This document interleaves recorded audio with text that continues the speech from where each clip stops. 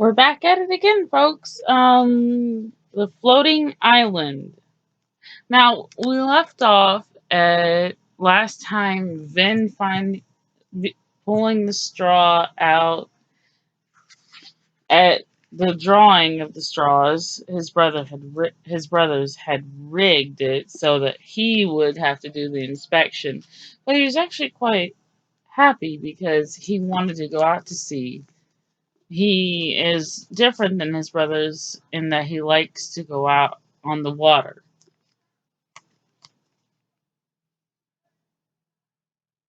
Now we start at chapter 2, the inspection. Ours is a working family, said my father that morning again. My oath to earth, if he hasn't said it at least twice a day, every day.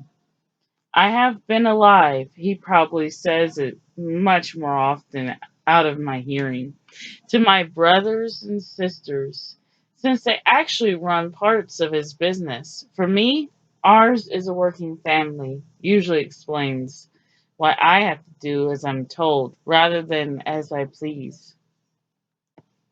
My father inherited the factory from his father, who inherited from his own father. Magnus the Mad. For Dad, manufacturing is a mission. Every one of his children works there. Even my only sister, who apprenticed early in her career to a canvas maker, and now runs the section of the shop that makes the sails. My mother is the only Polypheme who does not toil in the factory, but she is part of the mission too. It is her job to manufacture the workers, and she has 13 of us. I'm the youngest, number 13, the last of the dozen sons of Pepin Polypheme. I am also by far the tallest, reaching the height at this early age of 68 knuckles, close to 5 feet in human measure, a half a head taller than all my brothers. I was named for my mother's father and Magnus the Mad, and so bear the name of Charles Magnus Van Polypheme, but have been known most of my life simply as Vin. Vin is the name word for and. It was my first word, and so was added to my name at the age of 3, when I first spoke it. That is the name tradition. As each child's first word becomes an official part of his or her name. As a result, 3 of my brothers are Peter Dada Polypheme, Osgood No Polypheme, and Linus Poo Poo Polypheme. Personally, I think the name should rethink this tradition. As for my name, I think perhaps there should be a question mark after it. And as if life is always posing the question of what I am to do next. I was born with more than my share of curiosity, and it gets me into a frightful amount of trouble.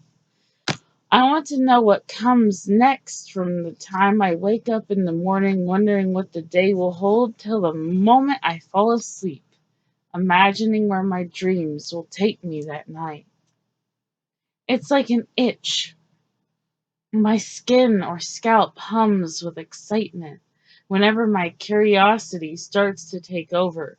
And, and, and scratching it does nothing to help. The itch doesn't go away. And I just look like I have dandruff or fleas. On clear evenings, I watch the sun dive into the sea and wish I wasn't wishing my life away. Wishing I was older, wishing that I was diving into the sea with the sun, wishing my beard would grow in enough so that my mother would make a joke about washing the smudge off my chin, like I'd seen her do with my brothers when they each first came into their own beards. Wishing for adventure, to see the places in the world I've read about in human books.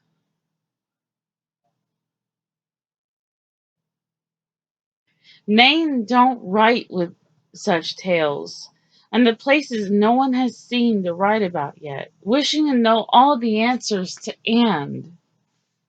But mostly I just wish to find the one thing that will finally satisfy my curiosity. Otherwise, it will surely drive me mad as Magnus. The Polypheme's shop resembled a small mountain overlooking the port. It was set on the edge of the city, partly built into a ridge that defined the harbor. The brass bell clanged as Ben ran through the office doorway, puffing with excitement, slamming the door loudly behind him. The shop had three sections. In the rear was the factory, the huge ironworks, where smiths and casters, many of them upworld, Nain, smelted iron ore into steel fittings for their ships. The Polypheme family built as well as those that needed repair. The forges ran all the time, day and night. Bright rivers of orange coals burning furiously, turning rock to steel. The steam that belched from the towers sometimes made the factory look like an active volcano. In the middle of the complex were the woodworking tools and the drafting tables where the ships were designed and the smaller wooden fittings were crafted. From the time he was small, Vin had loved walking through the midsection, inhaling the fresh smell of plain wood, watching his father and brothers draw designs that would one day turn into ships that sailed the seven seas. And in the front was the office, where the deals were made. It was in this office that his father was now standing, trying to calm a very large man with a bulbous nose and bright orange hair. Just a few more moments, Mr. Witherspoon, Pepin Polypheme was saying when Vin came through the door. He'll be here, Oh, there you are, Vin! You lost you're doing the inspection. Vin nodded excitedly, and Pepin rolled his eyes. He's here now, Mr. Witherspoon. Vin's father glared at him, his eyes smoking like the towers of his factory.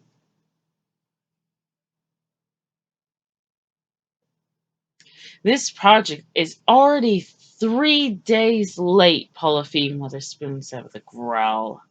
I want to be loaded by now, with plans to cast off tomorrow. You haven't even completed the inspection yet? I know, Pepin said soothingly. The inspection will begin in a moment. Will only take 8 hours or so, and then you can begin loading. The weather is much better for it today anyway. Been raining all week. Witherspoon's enormous nostrils flared as he inhaled. We have begun loading already, Polypheme, he said. Couldn't wait forever for your silly inspection. A child could see that the ship is sound, but the harbor master won't release it until you sign off.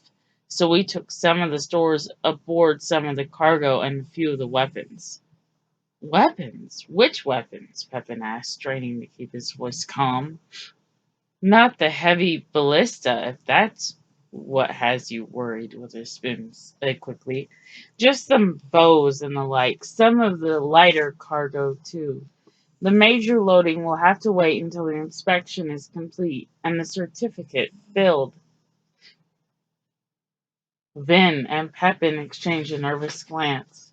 The ship was supposed to be inspected without any extra weight. The cargo could make it difficult to determine where a leak was, or a balance problem existed. Still, the chance of one of Pepin's ships being flawed was very slim. The Polyphemes produced the most carefully made ships in the known world. I'm ready to begin if you are, Mr. Witherspoon, Vin said. Let me get the checklist and I will meet you at the gangplank. The orange-haired man looked Vin up and down. I've never sailed with this one before, Polypheme, he said to Pepin. He looks young, even for one of you Nain folk, though he's almost as tall as a human lad. Isn't he just a boy? Vin is 50 years old today, Mr. Witherspoon, Pepin replied huffily.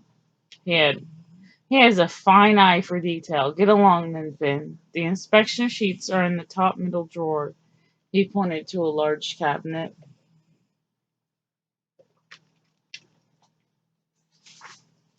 of blue-gray wood with iron hinges shaped like butterflies. Vin dashed to the cabinet and pulled out a hand-printed sheet of oiled cloth. He grabbed a quill pen and ink pot, then hurried out the door behind his father and Witherspoon, who had already started down to the docks. The ship loomed over the pier like a sea monster rising from the depths. For all the times he had seen it, Vin never failed to be amazed at the size and beauty of it, its towering wooden masts gleaming in the sun. The ship was a three-masted schooner fashioned of blond wood. A painter's scaffold hung in front of the prow. His brother James was perched atop the scaffold, putting the finishing touches on the figurehead. Vin shaded his eyes to get a better look at it. The large wooden statue carved into the front of the ship was of a dark-haired woman in a flowing blue gown. Her eyes were closed and she was smiling, her arms stretched out behind her, with watery looking wings dripping from them. The figurehead looked as if she was enjoying the sun and the wind on her face. A beauty, isn't she? Vin glanced over his shoulder and saw old Mac standing there stirring a pot of pitch paint. Good morning, Max, he said. The ship or the figurehead? Both, lad, said the elderly name painter. Here, you're doing the inspection today. Yes, sir. And that it's your natal day as well. Ben looked at the ground. Old Max had one of the most impressive beards of any name he had ever seen. A long gray thicket with ends that curled up pleasantly. There were always flecks of multicolored paint decorating the curls. Standing next to such a beard, Vin felt suddenly naked. Yes, sir, he mumbled again. Bless your, er, Vin winced. That's all right, Max. I appreciate the thought. The old man cleared his throat. Well then, seeing it's your birthday and all, I thought you might like to make a quick glance at this. He looked both ways, then furtively opened a rolled piece of oilcloth so that Vin could see what was written on it. Vin's brow wrinkled. What is this? Max looked behind him, then quickly rolled the oilcloth up again. Ship's name, he whispered. Of course, Vin murmured. I forgot it was your job to paint it on the prow after the inspection. His father had told him long ago that the task fell to Max because, besides being a master painter, Max could not read, and therefore even he did not know the ship's name until its christening. But now Vin knew it. In his head, he heard his father's voice. No one hears a ship's name until she is christened. It's bad luck. A heartbeat later, he could hear that voice in his ears. Vin, get up here! Vin hurried up the gangplank and climbed aboard just as the major sails were hoisted. The sound of the cloth snapping almost sent him over the side. Three huge sheets of canvas with many smaller sails rigged to them opened to the wind. The massive ship lurched on the water for a second, then settled back into the gentle waves, tugging impatiently at its moorings. Pepin took hold of Vin's arm and led him over to a group of men chatting on the deck in front of the mainsail. Mr. Witherspoon was talking to the captain and three other crew members when the Polypheme father and son joined the group. Pepin waited respectfully until the conversation lagged, then pushed Vin forward into the circle of human men.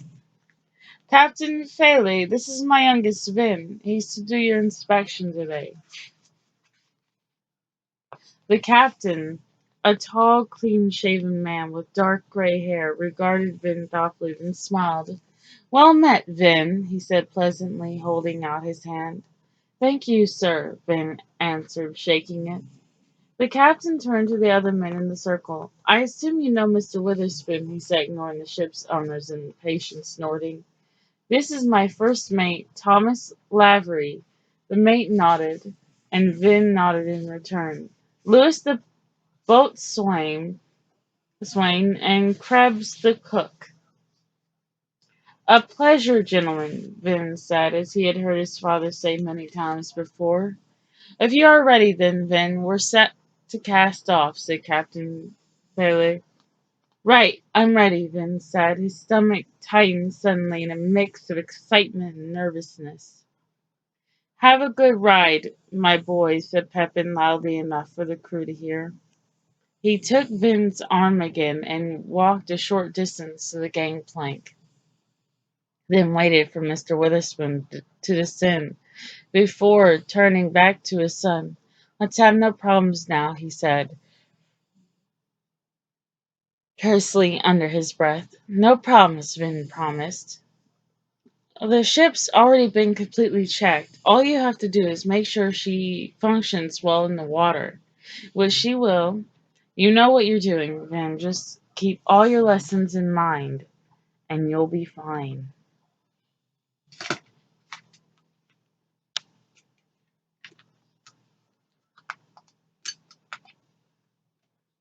I will. I know you will too. A twinkle came into his father's eyes, and he reached into the pocket of his vest. Maybe this will help. He drew forth a flat wooden tool only as long as his palm and about as wide as two fingers, and handed it to Vin. This was your great grandfather's jack rule, Pepin said, closing Vin's finger around it carefully. Now it belongs to you. Vin couldn't speak. He had coveted Magnus's jack rule from the first time he had seen it in his father's hand. Carefully he unfolded the thin wooden and metal measuring stick, which was fastened together with an intricate system of oddly shaped hinges and pins, allowing it to extend more than the length of his arm. He ran a finger carefully over the marks, by which his father had already determined measurement, then looked up to see Pepin grinning at him. Magnus was the youngest in his family, you know, his father said softly, as was my da, as am I. So it's only right that this jack will go to you now, Vin. The youngest may be at the end of the line for everything from shoes to supper, but often we are at the head of it for curiosity and common sense. Use it well. It was calibrated precisely to the great dial in the named kingdom of Castellan, and so it will always measure truer than any other instrument could. It also contains a small knife, a glass that both magnifies and sees afar, and a few other surprises. You will just have to discover those for yourself. Happy birthday, son. Vin's grin mirrored his father's. Thank you, sir. Pepin cleared his throat. Now get the inspection underway. Get it over with as quickly as possible and be home in time for tea. You know how cross your mother becomes when her tea is allowed to get cold. Yes, impulsively. Then threw his arms around his father and hugged him in full view of the crew. Pepin clapped Ben's shoulder awkwardly. Good lad. See you at tea time. He turned and disembarked, then waved to the crew as the dock hands untied the moorings and cast the ship off. Having no vest, Vin slipped the jack rule into the button pocket of his shirt and watched his father scurry back up the pier without a backward glance. On the dock, a dozen arms suddenly took to waving. Vin's 11 brothers and his sister, Matilda, had come forth from the shops and offices of the factory to bid him a good journey. Vin waved back, watching them grow smaller as the ship pulled away from the quay. The movement of the ship below him changed. When tied to the dock, it had tugged impatiently, straining against its bonds, as if in a hurry to get out deeper. Now, freed from the moorings, ropes, it almost sang through the water, skimming smoothly over the waves to the harbor out toward open sea. Vin felt exactly the same way, though mixed with his excitement was a fair amount of nervousness. He swallowed a knot that had tied itself in his throat and nodded to the crew waiting on the deck before the mast. He watched them hurry to their positions, then rolled open the inspection sheet and set about checking off the functioning of the moorings, the gangplank, and the sail structure. What am I doing here? He thought to himself as he watched the sailors go aloft, climbing the shrouds, the checkered boards of interwoven ropes that attached from the decks to the top of the new mast with little effort. Shroud rose in good, no crew slippage, he noted on the checklist. Above his head, the sailors who had gone aloft stopped on the cross trees to rest and check the main shroud. They cast shadows onto the sails that rippled as the ship plowed through the waves. Vin envied them. Sometimes he dreamed of climbing the mast all the way to the crow's nest on the fighting top, where he could see the wide world before him beckoning to him. A beam of amber sunlight broke through the sheets of the upper sails, turning the ship's deck gold. The brightness stung his eyes. Vin closed them and suddenly became aware of the wind rushing over him, billowing his shirt like the sails, whispering along the decks, blowing salt spray before it. The wind carried with it the feeling of utter freedom. Behind him, Vin heard a deep chuckle. His eyes snapped open in embarrassment, and he turned to see Captain Fele watching him closely. Don't drink too much of the wind, young Master Polypheme, the captain said, still smiling. It's intoxicating. It will get you drunk more easily than you can imagine, and then you will be lost to it, as we are, and have no choice but to chase it over the sea for all your life. Vin sighed. If only I could, he said wistfully, but I have to be home in time for tea, or my mother will chase me over the sea for the rest of my life. The captain laughed. Well, then, we had best get on with the inspection so that you can. He walked with Vin around the ship, checking the iron fittings, ropes, and sails, the give of the wooden decks, and the soundness of the rudder. They did a quick drill of the pump system, which would provide seawater to extinguish a fire if it broke out in the galley where the food was prepared. And they checked the 6 lifeboats, which hung 3 to a side. Below decks, in the hold, they discovered some of the cargo Mr. Witherspoon had mentioned, barrels and crates that had been neatly lined up inside wooden slats and bolted, so they could not slide around when the ship pitched. Vin examined the manifest, the list of the cargo, and circled a few things. I see you have quicklime aboard, Captain, he said nervously, eyeing the neat line of barrels bolted in place in the hold. Magnesium bitumen. These are flammable and explosive. We do use these in the ship's manufacture, but they should have been taken off before the inspection.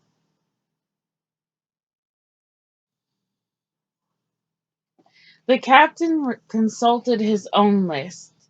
Must not have been removed yet. Mr. Witherspoon was in such a hurry to load that he may not have let your father's team remove all their tools and supplies before they began to bring the cargo aboard. They must have been bolted in by accident. I will make certain it is all taken ashore as soon as we put into port, Vin promised, making a note as soon as making a note on his inspection sheet. Because it is flammable and cannot be extinguished with water, quicklime is hazardous to have aboard, especially so close to the galley. Magnesium is even worse. We will get them off promptly after the inspection. Thank you, the captain said. Otherwise, all looks well down here, yes? Yes, sir. Do you want to head closer to the harbor or a little farther out into open water? The first mate asked Captain Parley as they came out of the hold. The captain considered. How about it, Vin? Are you feeling brave? The excitement roared through Vin, almost setting his scalp on fire. Yes, sir, he shouted, scratching his itching head. Then give Leverrier the order and let us return to checking the navigational instruments. Now get the inspection underway. Get over with as quickly as possible and be home in time for tea, his father had said. Ben pushed the words out of his mind and cleared his throat. Take her out, Mr. Lavery, he said, feeling both excited and guilty. The first mate laughed. Aye, sir, he said, and winked at the captain as Phelan and Van returned to the checklist. Finally, after more than 4 hours, they came to the ship's wheel where Lewis, the boatswain, had carefully guided the ship out of the harbor and now taken her out onto the open sea beyond. She draws well in the water, smooth as glass, Lewis said admiringly. Your father is an artist, Master Polypheme. Thank you, said Ben, consulting the checklist. I will tell him so. Any problems with the wheel? None whatsoever, said Lewis. Have a go at it yourself.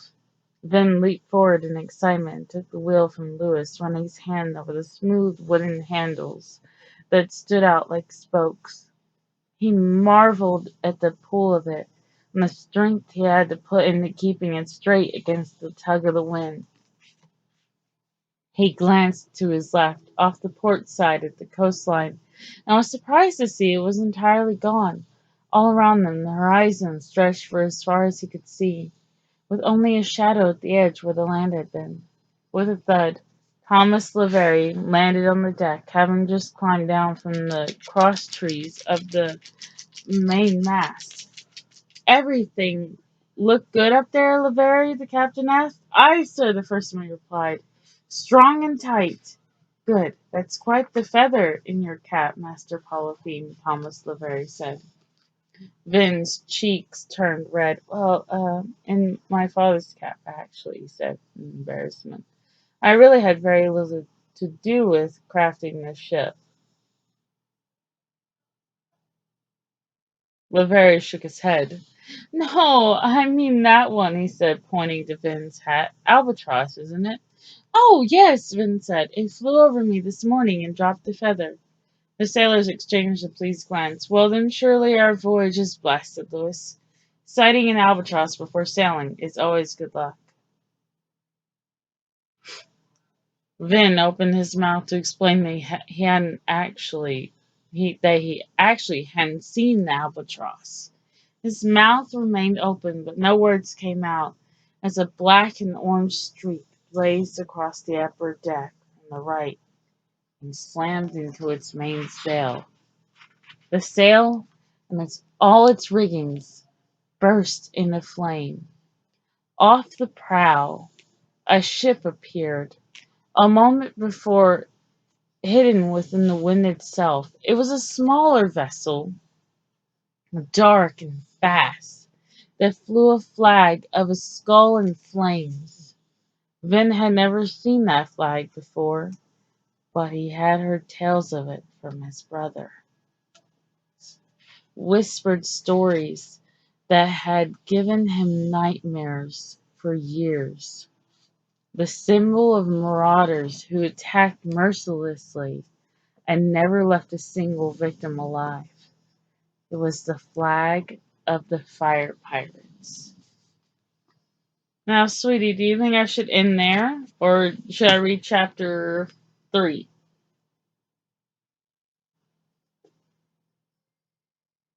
Corbin?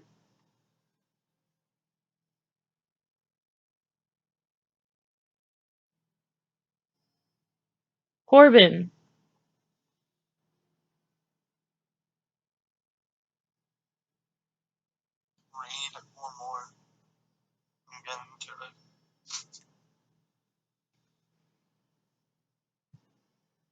Okay. Chapter 3. The Fire Pirates. If only my father had let Luther teach me to fight. If only he had let me become good at anything at all. My darkest secret is that I seem to have been a failure at everything I've ever tried in the shipbuilding business. My father never said so, but his disapproval was apparent in the fact that he wouldn't leave me in one place long enough to master the skill.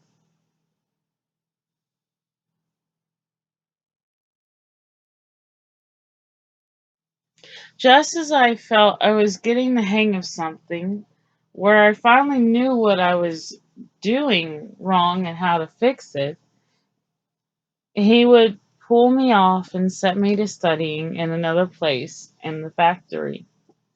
I started in sales as a small boy of 20, trailing after my father, or Petar, my oldest brother, lugging a model or a packet of numbers at their heels. I learned what Pepin Polypheme called the hammered truth.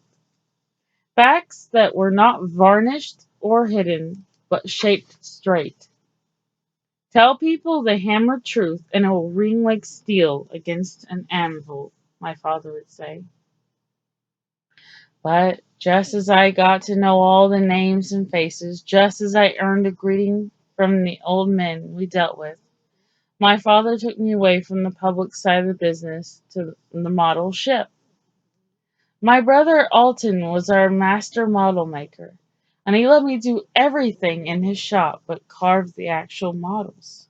I thought I was getting fairly good at this, but just as Alton was having me choose the wood for my first try at the model of a fishing galleon, my father pulled me off and sent me to Alton's twin, my brother Dalton, in drafting.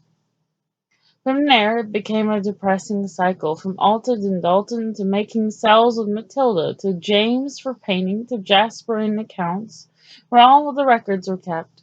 Every ounce of metal, every copper coin, kept in order by my brother's careful record keeping. Each one of my siblings was expert at something, and I was doing my best to learn from them.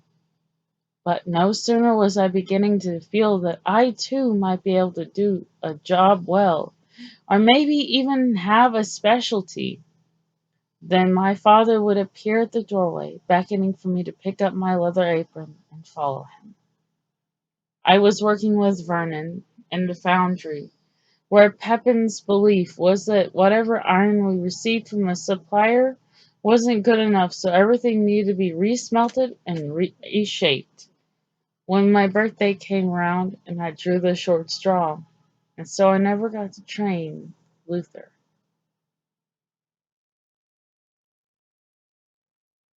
Luther is the third oldest Polypheme's son.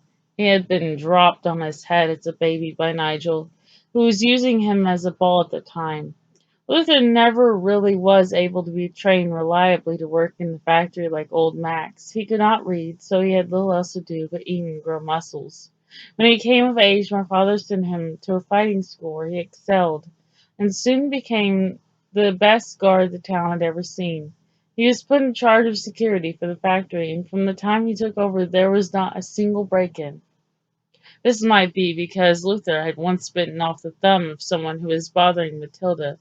His reputation had quickly spread. He was the only one of the Polypheme boys who would not fight with the rest of us.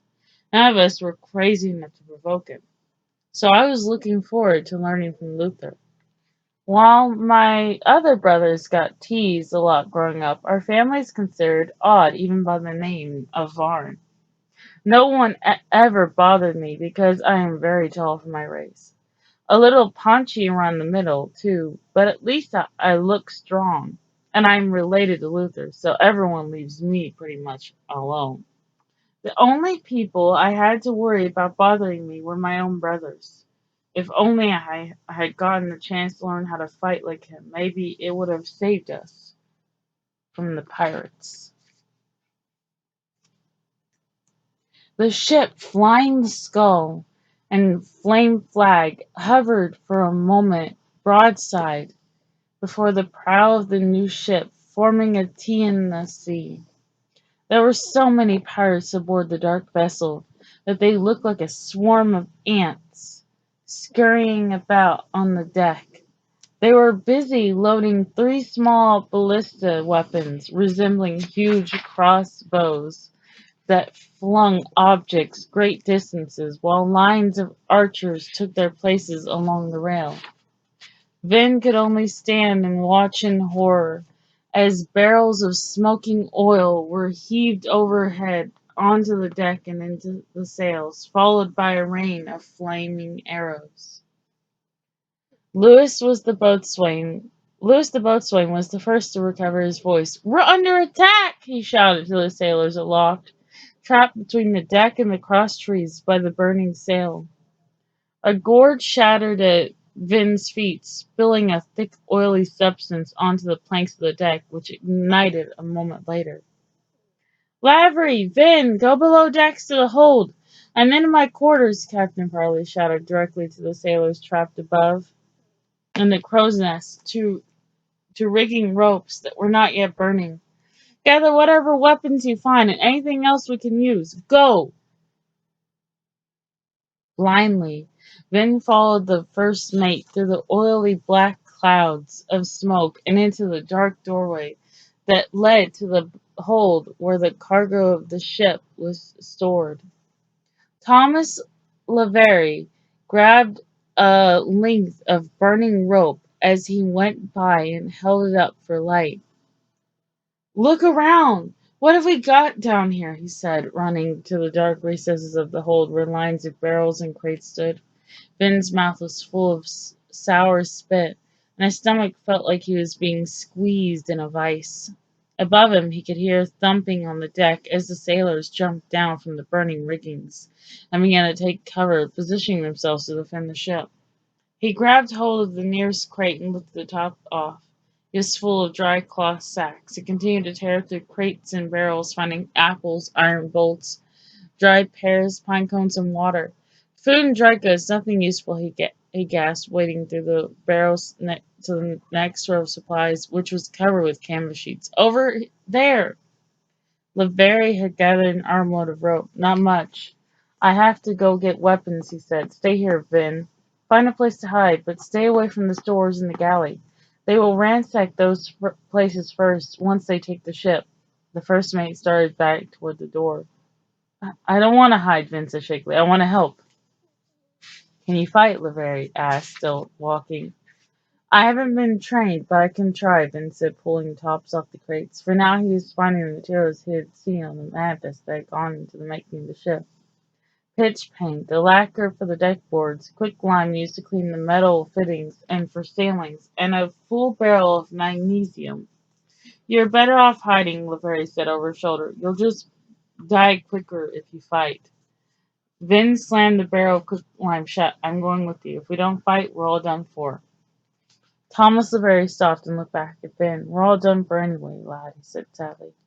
Then he stepped to the smoky doorway that led back up onto the deck. Vin followed him up to the top deck, to the captain's quarters in the fore of the ship, where the few weapons that had been brought on board were stored. Lavery tossed him several swords and grabbed whatever bows he could carry, strapping on quivers of arrows and crossbow bolts.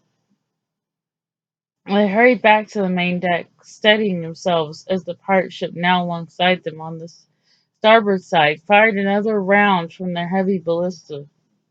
Instead of burning oil this time, however, the ballista were firing grappling irons, metal hooks that looked like giant claws attached to long ropes. They shot over the deck rail and onto the floorboards, then were pulled back toward the pirate ship, anchoring themselves in the new ship's wooden rail. The new ship lurched violently. The wood screeched as the iron fingers of the claws sank into it. The pirates were pulling the nose of their ship closer to the bow of the new ship. Ben, who was passing swords out to the dozen or so crew members, caught a glance between the captain and the first mate. They're grappling us. They just burned the sails so we couldn't get away, shouted Thomas LeVary above the noise of the screaming wood, tossing bows to the crew as well. It's the ship they're after. Right, said Captain Farley, fighting an arrow to his bowstring. We can't let them have it. We have to scuttle her. Ben heard the words thud against his eardrums as he fought back tears of dismay and panic. They were about to be boarded by fire pirates, who always killed their victims. Understanding this, the captain had decided to sink the ship intentionally rather than let it fall into the pirates' hands. It's probably just as well that I'm going to die now, he thought, grimly watching the wickedly grinning faces of the sea bandits draw closer as they tugged on the ropes, pulling the ships together side by side. It's better than having to explain to my father that I intentionally sank his new ship, especially since I'm the one who decided to go out into deeper water. He could hear his father's voice in his memory. Let's have no problems now. I wonder if this counts as a problem, Ben thought. Tane, loose the lifeboats, the captain called to one of the sailors. That might draw their attention away for a moment or two. Krebs,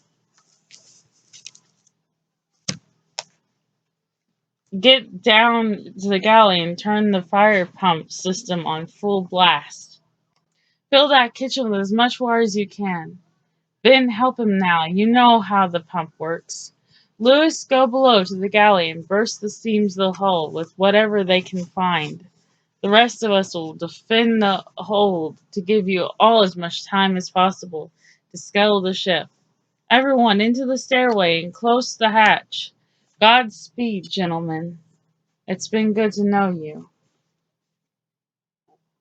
Amid a chorus of "Aye, sir," the sailors scattered to their posts. Then ran down the stairs behind Krebs, clutching a crossbow. He barely knew how to fire, heading through the hold and into the galley. As he opened the large doors where the fire hose was kept, coiled on big hooks, he could hear the sound of the empty lifeboats hitting the water off this other side, the port side of the ship. With shaking hands, he set down the bow and tossed the nozzle of the canvas-wrapped hose to Krebs, lowered the other end of it out the porthole, and then began pumping the water, drawing water from the sea into the galley. A lousy way to die, Krebs muttered, unwinding the hose and holding it where the water could flood the ship's kitchen most easily. If we're gonna go down, at least we could go down fighting. There will be plenty of fighting, I'm sure, Vince said, pumping the handle as hard and as fast as he could. But the captain is right. There's no way a skeleton crew can hold off 100 pirates, or even run since they burned our sails first. Bah, said Krebs gruffly. We ought to stuff their bloody fire right back up their backsides, if you ask me. You gotta fight fire with fire. Instead, we're drowning ourselves, ain't right. Ben stopped short for a moment, his father's voice ringing in his ear. You know what you're doing, Ben. Just keep all your lessons in mind. Just then the ship shuddered violently. Ben and Krebs were thrown to one side and slipped beneath the knee-high water that was now flooding the galley. Ben's head popped to the surface amid floating pots and pans of vegetables. He struggled to get back to his feet, make his way to the porthole, and peered out. The pirate ship was now directly alongside them. Its hull so close that Ben could have lobbed an apple into the nearest porthole. He could see the pirates on the deck above, beginning to climb over the ropes from their ship to the new one. Keep your lessons in mine. Osgood had been the one who instructed him in chemistry.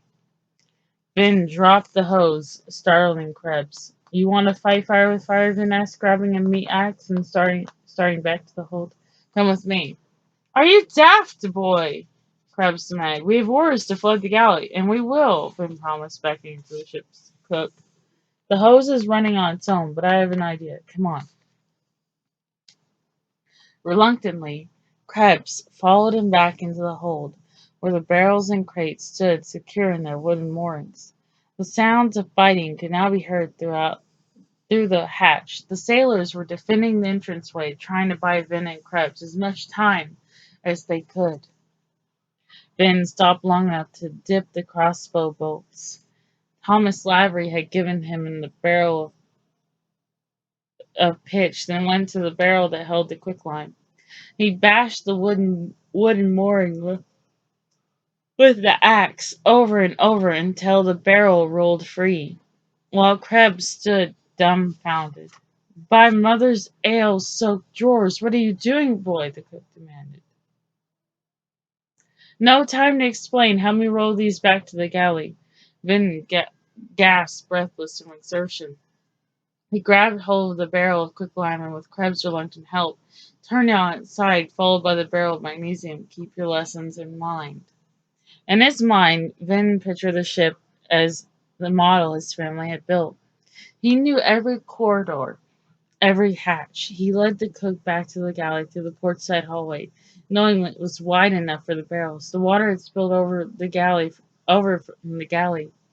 They waded through the overflow until at last they set the heavy containers down next to the fire pump, which had flooded the galley almost up to Vin's hips. Help me stand the barrels up and pry off the tops, Vin said. Once Krebs was working on getting the lids off the barrels, Vin found the end of the hose beneath the seawater that now filled the ship's kitchen and pulled it up to the surface. He looked around for a knife, but the block in which the ship's cutlery had been kept was now submerged. He felt around in his shirt pocket. The jack rule was still there. Vin transferred the hose to beneath his arm, pulling out the jack rule, and unhinged the small knife it contained. Hold the hose, he said to Krebs as he sawed away at the fittings that held it in place. Once the fittings were severed, he gave the hose a tremendous tug. Help me pull it from the sea, he shouted to the cook. Perplexed, the old cook hauled on the canvas tube with Vin until the end that had fed from the water from the sea came into sight. Now what? Krebs demanded. In response, Vin stuck the end of the hose into the barrel of quicklime. He looked quickly out the porthole into the porthole of the pirate ship alongside them. The shadows of dozens of pirates were passing overhead, landing with thumps on the deck above. Point the nozzle out the porthole, he shouted to the cook. Krebs' face changed as understanding took hold. He shoved the hose out the galley porthole, aiming through the open hole in the pirate ship. Vin grabbed the pump handle and worked it with all his might. He could see Krebs struggling to hold the hose as the silvery white powder sprayed forth, some of it splashing back into the galley itself. Spray it around the deck as well, Vin gasped, working the pump. Krebs only nodded, struggling to maintain control of the wildly flapping hose. The sounds of fighting had now reached the hold outside the galley hatch. The quicklime's almost gone, Vin said. I'm going to switch to the magnesium. Be careful not to get any on yourself. Too late for that, lad, said the cook. The wind blows the stuff back like snow. Vin looked up and saw that Krebs was right. The old cook was frosted with a dusting of quicklime. He jammed the hose into the barrel of magnesium and went back to manning the pump, struggling to ignore the terrible sounds from above and outside the hold. With a great thundering crack, the hatch of the hold split open. All right, we've got to light it, Vin shouted, pushing Krebs away from the portal. Try and stay back. You don't want to go up in flames yourself. He took one of the pitch-tipped bolts and reached out the porthole with it, waving the tip around in an attempt to catch a spark from the burning ash of the sails that were falling like black autumn leaves into the sea. It took a very long moment, but finally the tip began to smoke, then spark. Get down, Vin screamed. Krebs then shakily brought the crossbow to rest in the porthole. He closed his eyes and pulled the trigger. Nothing happened. You have to span it, Krebs shouted over the din beyond the galley door. I don't know how to do that, Vin stammered. Pull the string back against the nut. Then load it and fire, said the cook. Quickly, Vin did as he was told, reloaded, steadied the crossbow, and pulled the trigger again. This time, the bolt fired, wobbling forth from the unsteady weapon, but the porthole of the pirate ship was near enough by to be almost impossible to miss. A bright white flash exploded from within the pirate ship's hold, followed a moment later by a black plume of smoke. Then and Krebs watched as the rolling wave of black and orange fire poured out of the porthole and up over the deck of the pirate ship, burning with intense heat. Suddenly, the pirate ship, from the hold to the top of the mast, erupted in flame. Its skeleton glowed orange amid the black clouds of smoke. Get to the hold and direct the sailors to the port side. Vin called, grabbing the meat axe and running for the back galley hatch. I'm going to go chop the porthole to make a bigger escape route. We can abandon ship and swim for the lifeboats. Whatever Krebs' answer was lost in the noise of the flames and the yelling from the pirate ship. As he ran to the port side of the ship to the back out hallways, Ben kept his mind focused on the memory of the ship's model. 2 turns here, there should be a porthole right across from me. Then the world exploded.